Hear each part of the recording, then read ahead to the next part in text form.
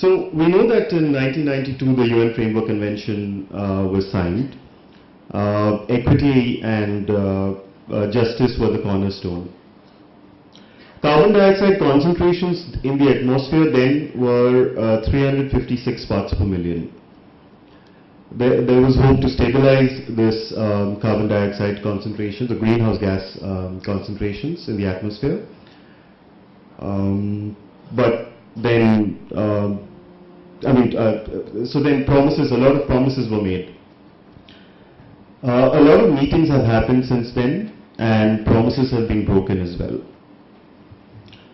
We know that science has been ringing the warning bells as more and more negotiating tracks emerged, more and more decisions emerged.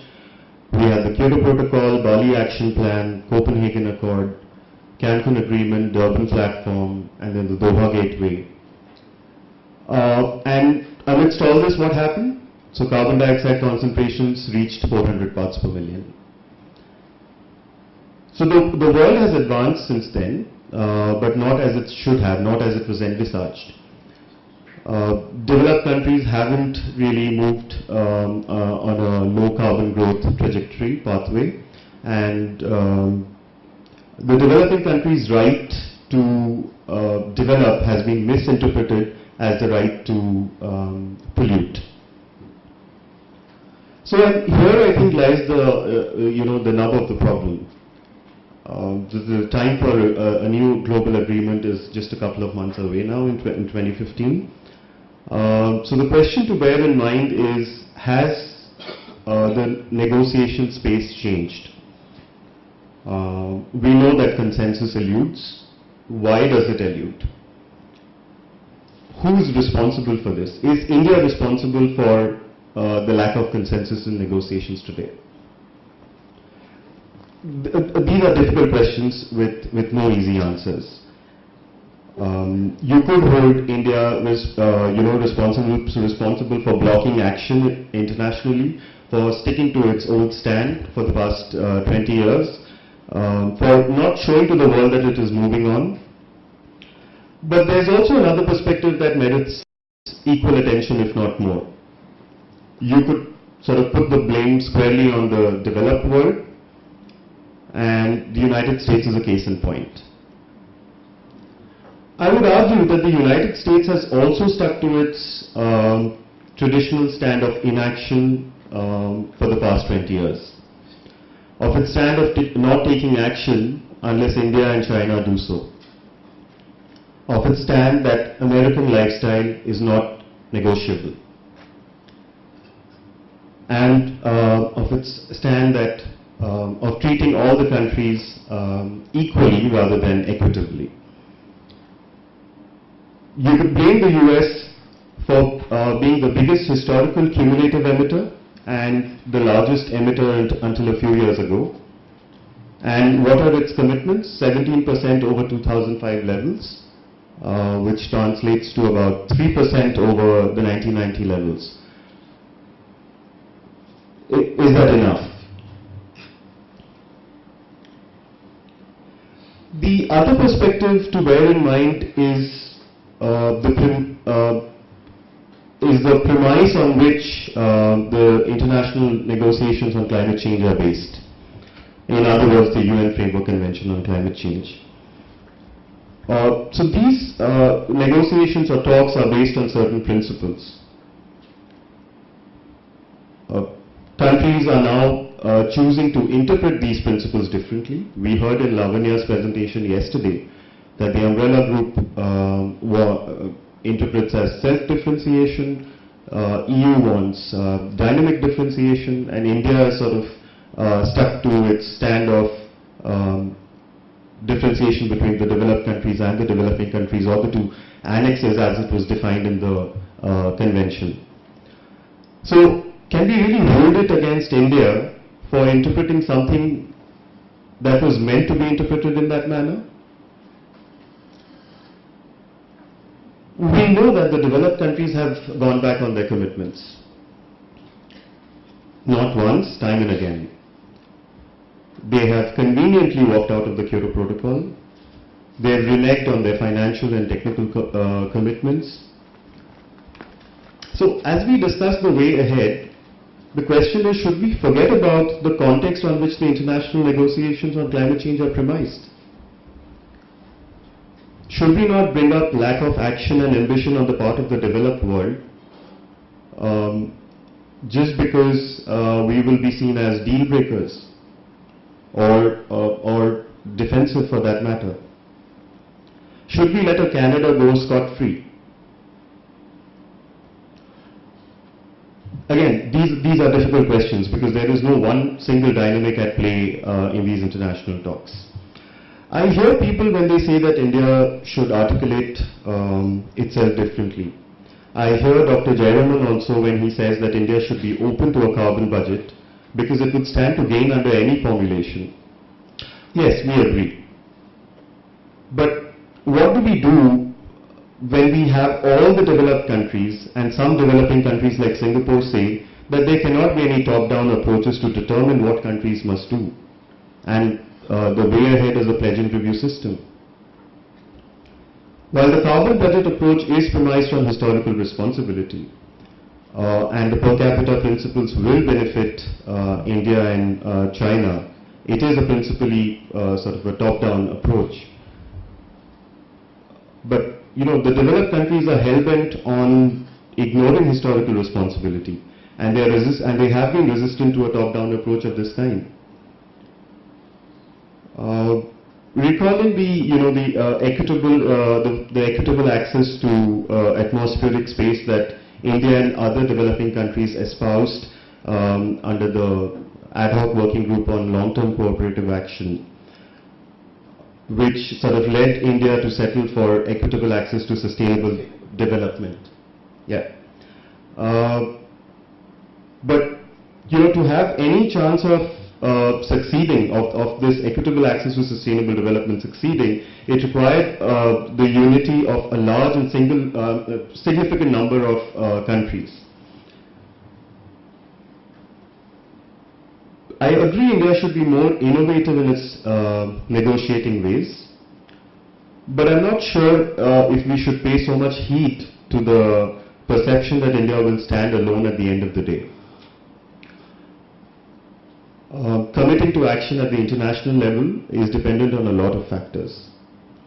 I remember in Durban, the US had reiterated that it would not associate itself to any new agreement that is under the convention or is consistent with its principles and provisions.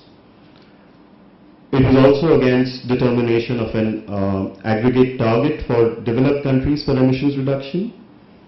They basically insisted that nobody can tell them what to do.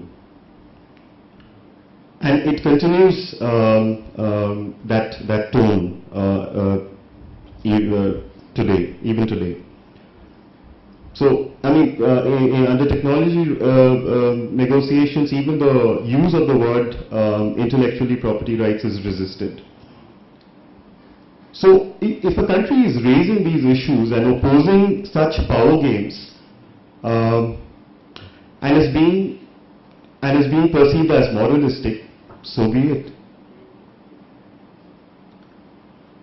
We discussed yesterday that we are talking about the environment is the property of global commons, not one country owns it, everybody owns it. And there cannot be any bilateral deal on climate change. No bilateral deal can solve climate change. So, which means the UNFCCC is the only space we have. So, how this space is treated then becomes important. How its principles are interpreted also become important. The US hasn't really cared about, being the last man standing in the negotiations. The question is, to what extent should India care about being the last man standing? And even if it is a truly principled stand which is consistent with the convention, India is not alone. And here I'm probably going to touch upon again a view that is a little different. So I'm saying India is not alone. It is with the like-minded developing countries. So who are these people? So this is a group of countries that share the need for acting to enhance the implementation of the convention consistent with its principles and provisions. To my mind, it is a real pity that this principal position is misinterpreted and mischaracterized as countries who are not interested in taking action, which is actually not true. And such misleading characterization lends credence to blatant efforts led by some developed countries to convey that this grouping of countries as not being progressive or as blockers. If the intention of developed countries is to really weaken the convention and replace it with a new treaty that downgrades the obligations of developed countries and upgrades the obligation of developing countries and treats developed and developing countries alike,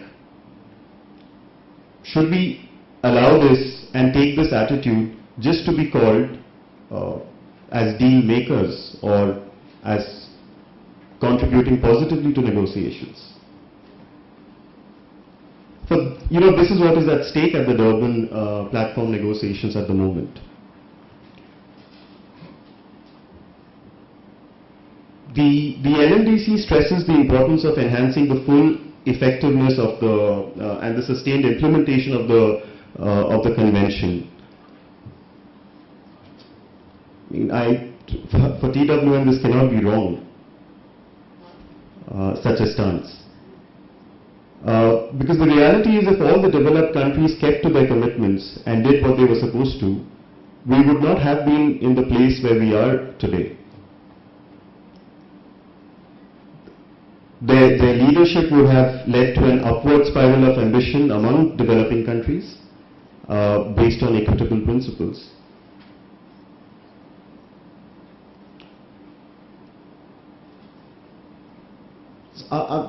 There's another question that, are we to really believe that if developing countries took more action, developed countries would deliver on their commitments?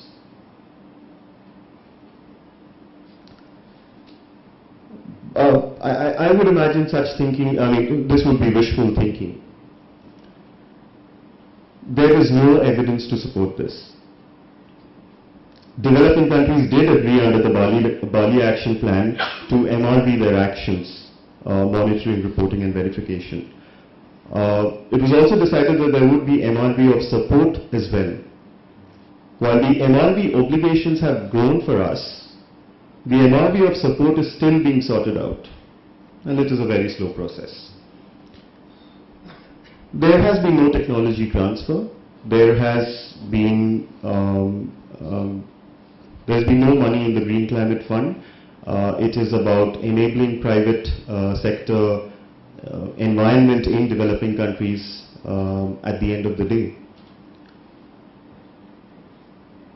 Developing countries have also been sort of challenged in meeting their adaptation needs because of action not taken by the developed countries. So, to my mind, the announcement of the adaptation fund, which India announced during the budget this year, is a step in the right direction. While we can indeed push for the right kind of domestic actions, both on mitigation and adaptation, I don't think we can. We've had a series of presentations today, and I don't think we can delude ourselves to believe that developing countries don't need additional finance and technology.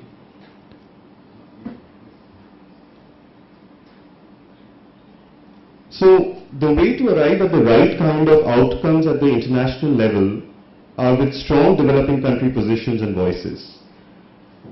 India must play a leadership role here and strengthen its negotiating leverage with the LMDC, with the basic group of countries, as well as the larger group of G77 in China. However, as we've seen, developed countries have managed to continue their divide and rule tactics and have weakened the G77 unity tremendously. Was it during Copenhagen or Cancun? There were WikiLeaks released saying that there was a conversation between the US negotiator Jonathan Pershing and EU negotiator Connie Hedegaard talking about the AOSIS need money, so let's buy them. So it's basically a divide and rule tactic that has been followed. So I mean, to my mind, I think the LMDC and the basic groupings are important to voice strong and good oppositions that advance the cause of the developing countries. So on the and this is a very important part of consensus building process. On the process itself, we've seen much manipulation. The failure in Copenhagen was not because of failure of UN procedures, but it was because of the failure to follow UN procedures. Such actions can only, increase or exacerbate the element of mistrust among countries. And such mistrust would be counterproductive to any consensus which we need. For consensus to be reached, I think it is very important for the lost trust to be regained. For that, transparency is also important. But for that, the onus does not lie on any one country. It is a collective responsibility at the end of the day. There are lessons we can learn from other processes such as the CBD and Cartagena Protocol, where there were innovative, transparent and inclusive processes were followed. And we must really put an end to secretly negotiated or draft texts which drop from the sky at the last minute. We should stop these huddles which we've seen from Copenhagen, Cancun and Durban. I'll just take 2 more minutes. On the domestic front, the context is different. All the issues raised in this meeting on demographics, inequity within the country, the imperative for action, they must be followed. India, after all, has a responsibility for its peoples. There are major changes needed to address, energy systems, technology, buildings, transport, and how we manage our natural resources. The idea should be to bring down emissions and take steps towards adaptation. While we sort of recognize that it is not easy for India to do so, but there is no other way out. So, and India must adhere to the same principles of equity which it so advocates for in an international platform. As Dr. Sudhir Rajan mentioned, the National Action Plan on Climate Change is a step in the right direction, but it must not remain there. So taking such actions at home sort of strengthens India's position at the international level too, but it would be productive speaking only in strategical terms right now and for now, not to mix up the two, to let the national and the international narrative separate. Worst of all, and my concluding sentence, we must not fall victims to the propaganda of the West, who believe in tactics of isolation, demonizing and divide and rule. Thank you. Yeah, so first thing, I just wanted to make a quick comment on Indrajit's submission.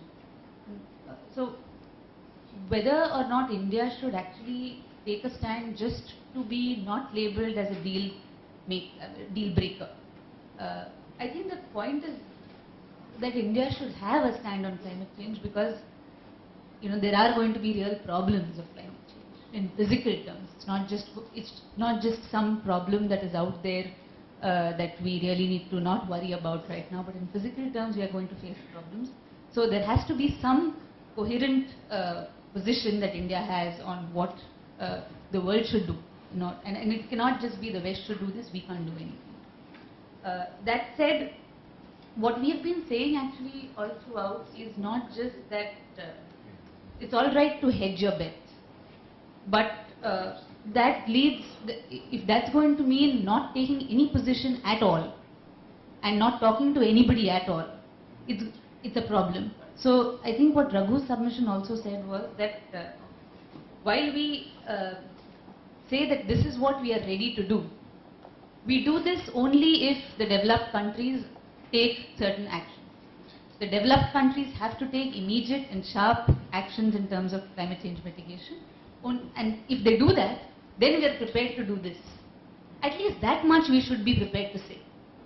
If we are not prepared to say even that much, then really, that's one of the reasons why nobody then is ready to talk to us. Neither the AOSIS nor the Africa group or whatever. All of this has been a problem. And I think we've been saying that right from the beginning.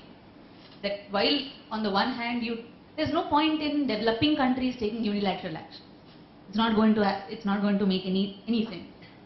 But while on the one hand we say that, and we also say that we are supposed to be contributing to climate change mitigation, or at least be, responsible players in the entire mitigation game, we have to make some proactive statements about what we are willing to do if developed countries decide to take action.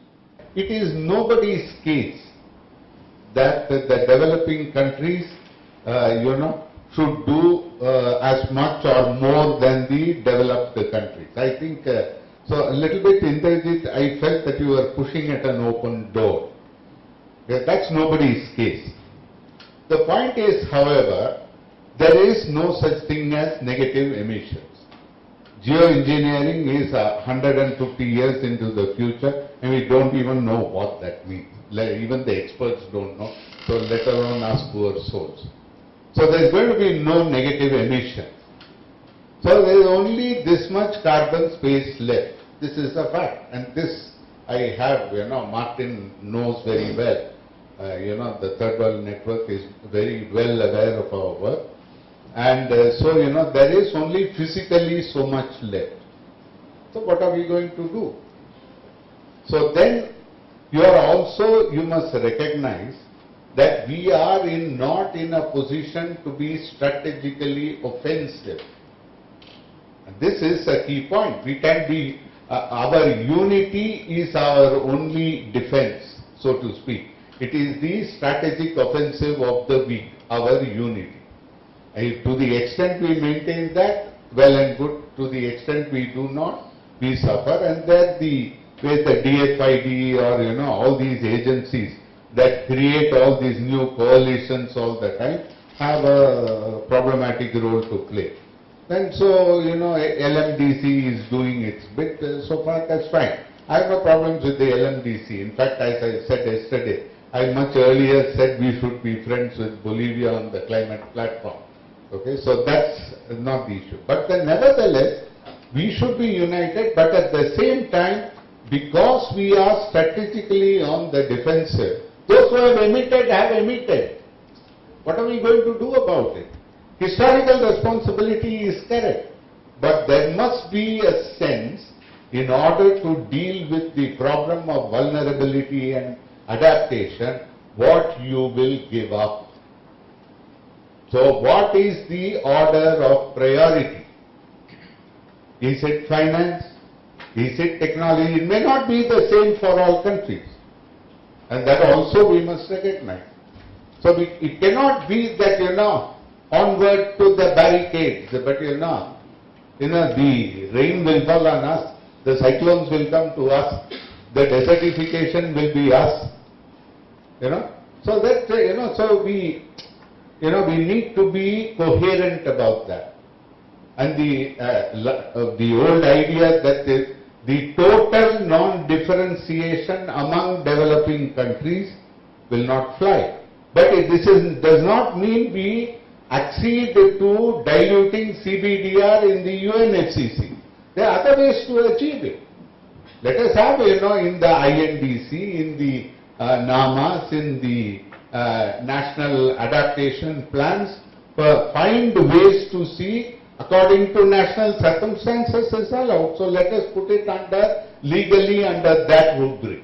Give them an alternative. You say if there are differences in countries, put it under according to national circumstances. Don't put it under CBDR.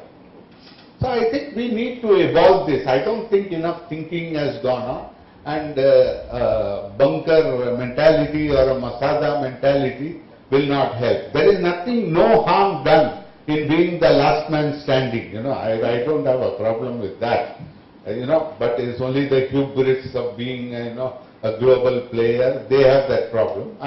We don't have that problem. At the same time, the point about that metaphor is not pointless martyrdom. No? At the negotiating table, when the future of our countries is at stake, and where an early agreement we stand to benefit from. This is what I think is the burden of what Raghu said very politely, and I am putting it a little more, shall we say, in an unpolished manner. But I think we need to keep that in mind. We cannot say we go to the negotiations and we will not give an inch.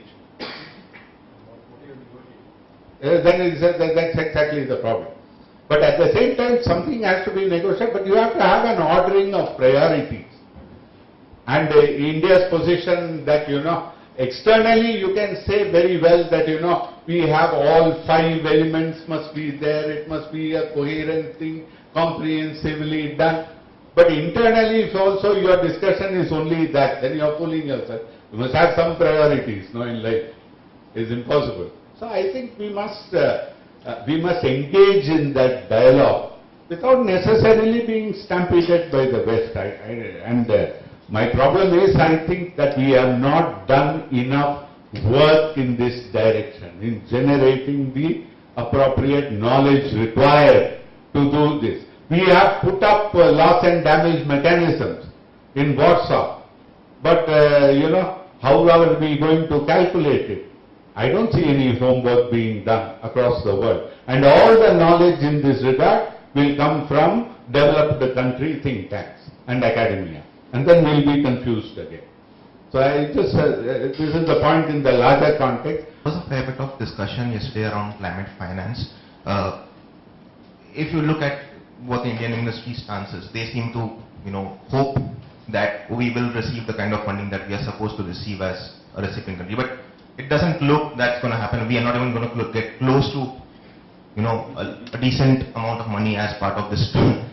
So what kind of discussion is happening domestically in terms of our own domestic, you know, creating our own domestic fund for climate change initiatives, whether it is adaptation or mitigation, because our micro, small and medium enterprises, our industries at the micro, small and medium enterprises are much more vulnerable to threats of climate disasters than the big boys or the big industries. So we don't have any sort of plan in place. Rather, we have reduction in funding of our own Ministry of Renewable Energy, and, you know, there are very few organizations which are into climate funding, like NABARD is one, but you don't have anything happening at that level. Taking on from Raghunandan's point that we should have a workshop, a larger conference in Delhi, somewhere around the Parliament session, you know, so that the issues can be placed before the House, and so we'll be very happy to join hands with all of us to do that. Lovely. There was a question, yes, right at the back.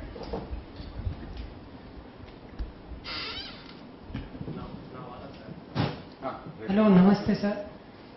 Sir आज हमने ये जो climate change के बारे में ये जो पूरा कॉन्फ्रेंस किया, तो मुझे एक बस थोड़ा अंदर थोड़ी सी बात आप तक मैसेज पहुंचाना था कि हम ये जो कोपेनहेगन के अंदर, फॉरेन के अंदर, इंटरनेशनली ये सब क्लाइमेट चेंज के रिलेटेड ये जो सेमिनार हुआ, बट जो अभी तक हम देखने जाए कि विलेज और अर्बन के अंदर अभी ये जो फॉरेस्ट्री है, ये सब ट्रीज वो सब कट रहे हैं, वो हम डेवलपमेंट की बात कर रहे हैं, लेकिन सर हम डेवलपमेंट की ओर नहीं, हम एक अधोगति की ओर चल रहे हैं। ओके, सो हमें आप देखने जाओ कि समर ऋतु के अंदर एक जो अहमदाबाद जैसी सिटी है, तो हम गुजराती में उसका जो पत्र वो जो होता है, तो घर के अंदर इतनी गर्मी होती है, लोग बेचारे मर रहे हैं।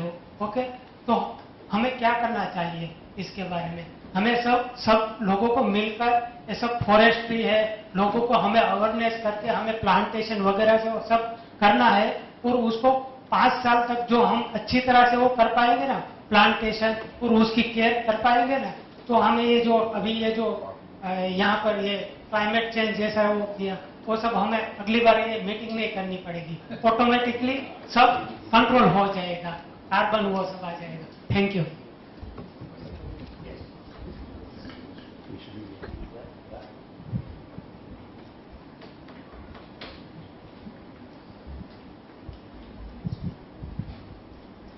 Good afternoon, sir. I would like to make one or two observations that I have made in like last 1 month or so. I am basically from Delhi and I am doing PhD at IIT Bombay. So once I am in IIT Bombay campus, then I feel the atmosphere, the environment there is good for a person to have a ride or to go anywhere. Similar is the thing when I am in that TISS campus, then also I feel the same thing, that you are good. But once just half an hour before, I just stepped out to take money from one of the ATM, and I found that atmosphere just outside the campus is so harsh that you cannot even be there for 5 minutes. You will not that much comfortable. So I wish to like request the other RWS or other peoples that. I totally agree with you, Tejal. I mean, that you know, I think I also just probably touched upon it, saying that India should be more innovative and it should articulate itself better in negotiations. And I think whatever we call it, the declaration or the statement that we sent to the minister, I hope should go a long way in making that happen. And yes, India has a key role to play within the LLDC basic as well as the G77 in China. And to that end, it's the LDCs that we're talking about, along with the island states. Then nationally, I think Dr. Venkateshwarlu today said that the National Mission on Sustainable Agriculture does not address, or the components of climate change are not addressed entirely in the mission. But this is something that we are projecting, that India is projecting as its flagship program or flagship, whatever you call it, policy on domestic policy on climate change. This obviously needs to change. It can't be this way. As far as the carbon budget approach is concerned, I really like the suggestions that Dr. Jairam gave in terms of how to put it. I'd be really interested to know how, or to probably be a part of the process in terms of the top-down or bottom-up, debate, and also probably think along the lines of how to get thinking in terms of an agreement, how do you get the United States to agree to such an approach? Because they've sort of consistently been against it. So if they again walk out, then they'll again not be a part of a deal. So, this is something we can sort of talk about later.